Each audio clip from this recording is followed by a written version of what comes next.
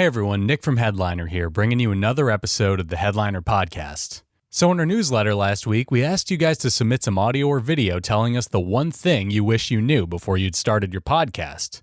I was actually a bit surprised by the answers we got to this question because as a person with my own personal podcast, I kind of expected the answers to skew in a completely different direction from what we got.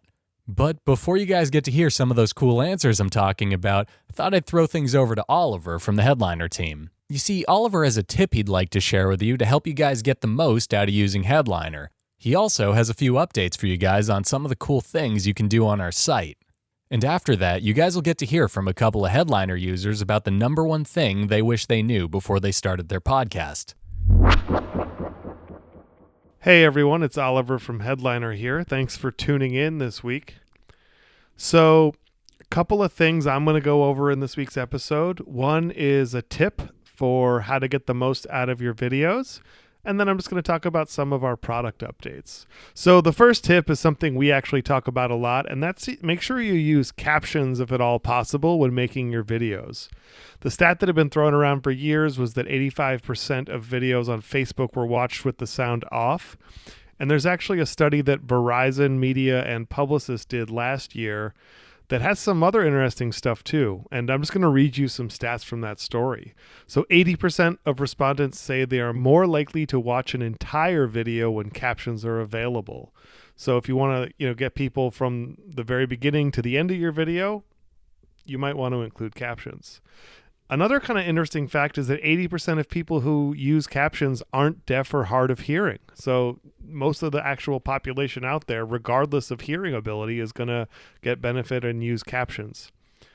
37% of video viewers report captioning encourages them to turn sound on because it made them more interested in the video.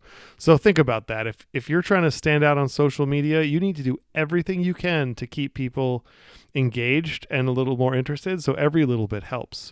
Another really interesting fact, 92% view videos with the sound off on mobile. If you think about how mobile is taking over the world in terms of internet traffic, and it actually has already, and 92% of people viewing video on there with the sound off, you'd be pretty wise to have captions on there.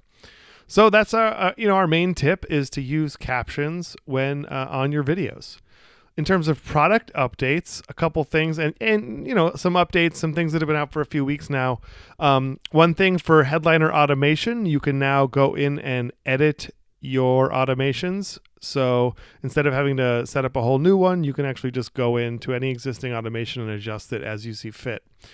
Another thing I want to mention for automation is that you can actually choose the clip that you want for your automation. It just has to happen after the video has been created. So once you get your video, you click into it, and then you'll have an option there to re-clip it. Click that, and you actually will be brought to this pretty cool page we made where it shows all the clips we found in your episode laid out in chronological order. You just pick the one you want, and it'll update the video accordingly. Another thing I want to mention is that, yes, automation does have captioning available. Just make sure to turn that on when you're setting up your automation. Thanks for listening. This is the end of my segment on the show. Just want to remind everyone, if you haven't, please subscribe to our newsletter, headliner.app/newsletter. That's headliner.app/newsletter. Thanks and have a great week. My name is James Sabata. My podcast is thenecronama.com, a weekly podcast where we analyze horror films as social commentary. The number one thing I wish I had known before I started podcasting was that practice makes perfect. Your first show isn't going to be fantastic. Your 100th show isn't going to be the best one you ever do. Every episode you learn something new and you incorporate it and you keep building a better show. And I wish I had known that when I started because I was very neurotic about editing and trying to take out every breath, and I didn't need to be. And I feel like I took a lot of the fun out in the beginning. Now we're almost 40 episodes in, we're having a great time, our guests are having a great time, and our listeners are having a fantastic time. And we only keep getting better. So my advice to anybody starting out is just enjoy the process. At the end of the day, we're here to have a good time with this. When you're enjoying creating your show, everyone else will enjoy listening to it. Hi, I'm Kitty Feldy, and I'm the writer-producer of the Fina Mendoza Mysteries podcast. It's an audio drama for little girls and political junkies. And the one thing I wish I had known when I started podcasting Fina was the airplane schedule for flights taking off from LAX. I mean, I never noticed it when I was just living here, but when I was outside with the microphone trying to tape scenes, we had to stop about 20 or 30 times to let the planes go overhead. So next time, I'm going to call LAX. My name is Emily Harmon, and my podcast is the Onward Podcast. Here's the number one thing I wished I had known when I started podcasting: that every podcaster feels a little nervous and scared and maybe sometimes insecure. Just do it and you'll have so much fun. My name's Hannah and my podcast is the Psyche Podcast. Here's the number one thing I wish I had known when I started podcasting, and that is just how much fun it is and how amazing it is to connect with people all around the world who come on as guests on the podcast, and just how enjoyable it is. I was really reluctant to start because I thought, there's so many podcasts out there, and what am I going to add to the space, and how do I even start, and how am I going to get listeners, and all these worries. And then I just dived in and started, and it has been so fun. My name is Philip Wilkerson, and my podcast is called Positive Filter. I wish I would have known to be consistent and plan out at least 10 episodes at a time rather than one by one. It's very hard with very busy lives to get people on your show or to plan out your show. So if I scheduled out at least 10 episodes, it gave me a little bit of wiggle room to work with my podcast to edit. But because if I was going episode per episode, I was feeling rushed all the time. My name is Scott Weidenkivowitz, and my podcast is the WordPress Photography Podcast. Here's the number one thing I wish I had known when I started podcasting. I wish I knew about Headliner from the beginning. You see, I was doing the same thing that Headliner does, but I was doing it manually. And I was doing it in Final Cut Pro and taking so much time, and it was just a lot of work. And the fact that Headliner can do this for me saves me a boatload of time.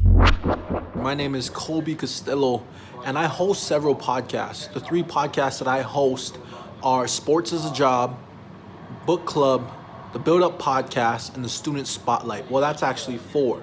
The one thing I wish I knew before getting into podcasting was how rewarding it would be.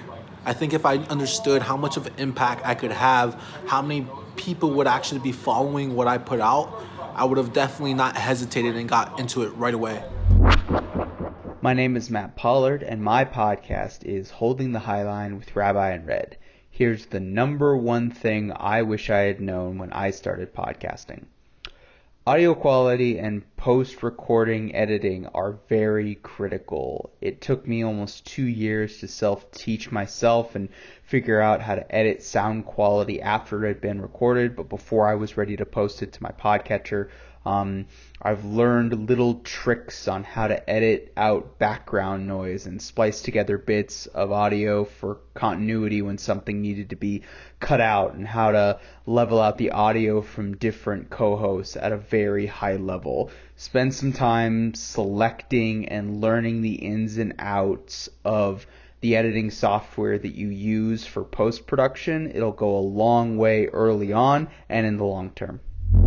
Hi, my name's Juan Kingsbury, and my podcast is the Career Blind Spot Podcast. And the one thing that I wish I had known when I started podcasting was what kind of podcast do I actually want, specifically setup, I should say. I was a big fan of podcasts. I was a big fan of Kevin Pollak's chat show. It was actually a friend. His was a video, which sounded great in theory, but then I realized there's all these extra factors.